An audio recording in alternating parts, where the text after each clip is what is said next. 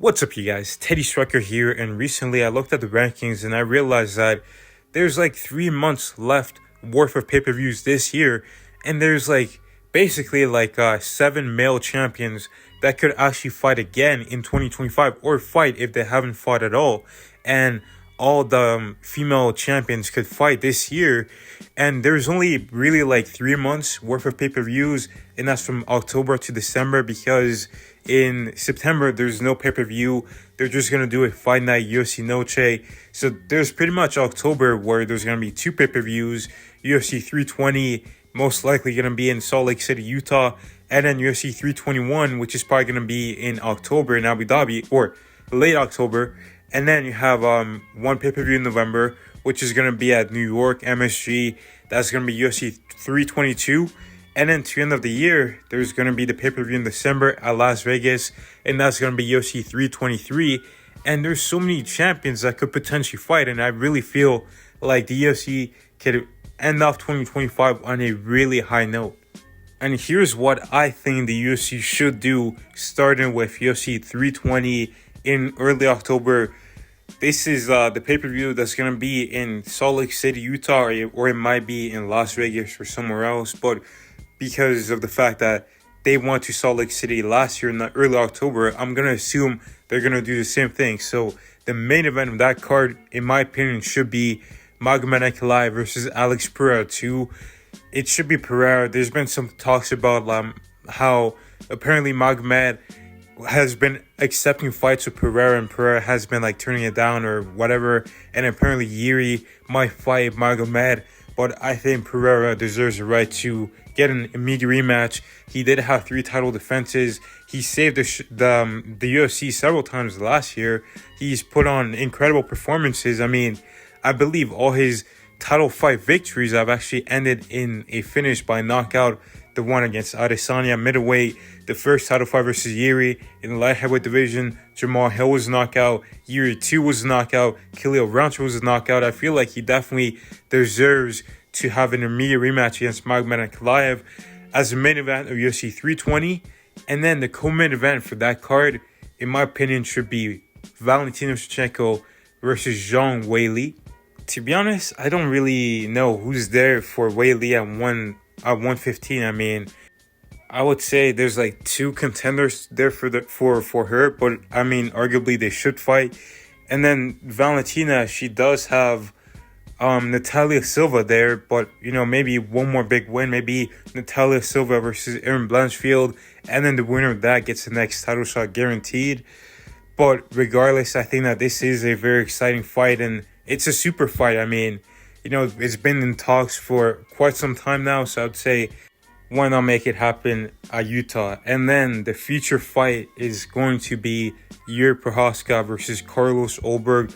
I feel like these are the 2 contenders, the 2 top contenders in the light heavyweight division. I don't think Khalil Rountree should be in those conversations, because let's be real, Khalil Rountree didn't really deserve that first title shot against Alex Pereira. He only had beaten Anthony Smith and no one else really, and currently Smith is out of the UFC. He retired, so he only has one ranked win, and that's Jamal Hill, who had been knocked out by Pereira and Yuri, which Khalil couldn't do. So I think Khalil Rountree should take on maybe someone like Dominic Reyes, and if he wins that fight, then sure, you can get a title fight. But Yuri versus Carlos Ulberg to determine the next contender, and that way they align with the champion in the main event. Whoever wins between Pereira and Ankalaev can fight the winner of Yuri and Ulberg.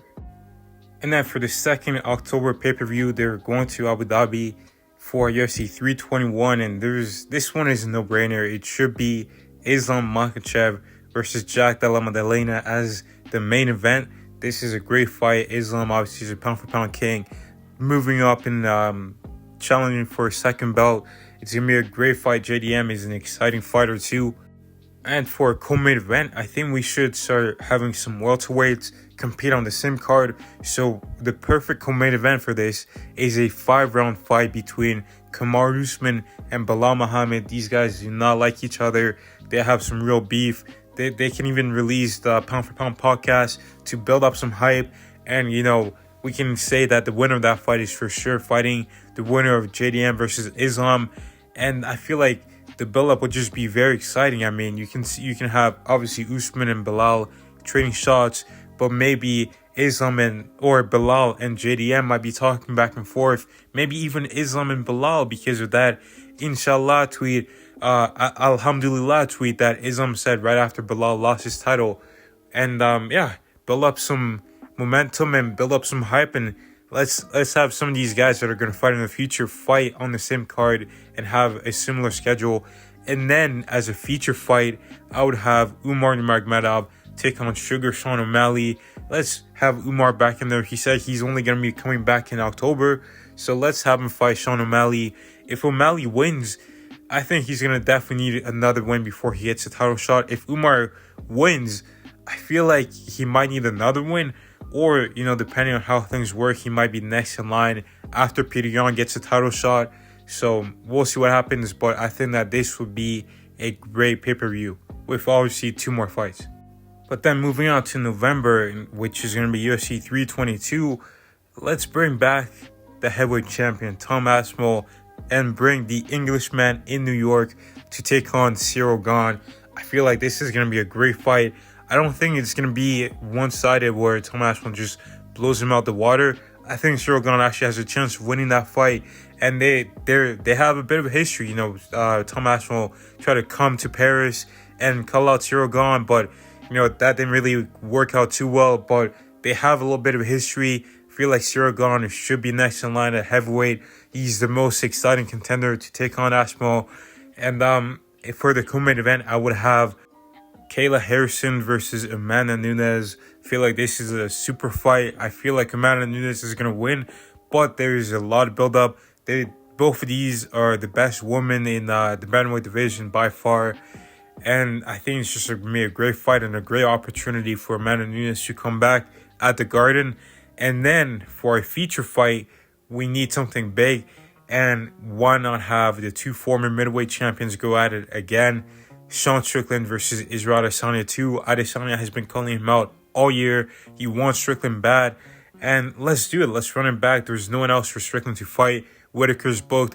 Imavov and Baralo are booked. Cannonier is booked. Let's have Adesanya and Sean Strickland running back at MSG. And I think this is going to be an incredible card as well.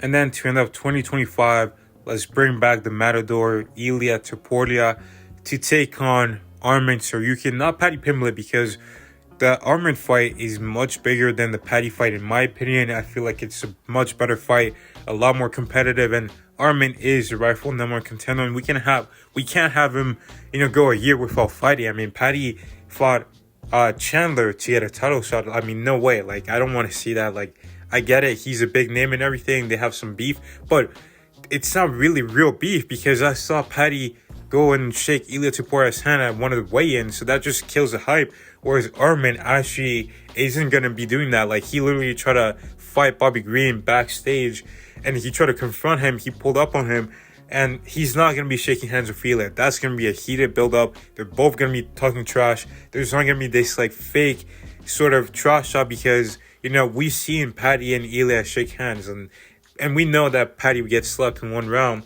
Whereas Arman would be a lot more competitive, he'd be a lot more dangerous, and he would be a much better win for Ilia. So let's have Ilia take on Arman Tsarukyan, and then the co-main event, let's bring back Pantoja. They just fought together on the same card at UFC 317. It seems like they're kind of cool, and they both had good finishes. So let's bring them back again to end off the year. And let's have Alexander Pantoja take on Joshua Van. They face off in the cage. Obviously, Joshua Van is a very exciting fighter. He's very dangerous for Pantoja, but Pantoja is a cannibal. He's going to eat anybody in front of him. So that's going to be a great fight. And then the feature fight, in my opinion, should be Justin Gaethje versus Paddy Pimblett. The winner of that fight is going to fight the winner of the lightweight main event. That's going to be happening at UFC 323. So let's get these fighters that are going to be potentially fighting again, like fighting on the same card, and build up a storyline. Okay, they fought on the same card, they both won their fights, now they're going to fight here. And that's how you build up fights, in my opinion. And now, obviously, I don't think the winner of Khamzat Chimaev and Dricus du Plessis is going to fight again in 2025. So we're saving them for early 2026. And also, I didn't put Merab or Volkanovski on there. I feel like Merab, he's already fought twice this year. He could fight again, but I feel like, there's some other fights and he can potentially headline a card in January on his own. And then you can have Alexander Volkanovski fight Movsar Evloev in case if Movsar can't compete again in 2025, because he is fighting in July, so he might get a bit banged up, and also the UFC might try to screw him over because John Silva is fighting in September, and if he wins against Diego Lopez, he might actually leapfrog Movsar. So let's leave Volkanovski until early 2026, maybe in February. They go back to Australia and Volk can defend his title there. So that's why I haven't put him on there, but outside of that, I think that's how the UFC should end off 2025 and really end off on a high note with incredible pay-per-views. But let me know your thumbs down below. Thank you guys for watching. God bless, and I'll see you in the next one.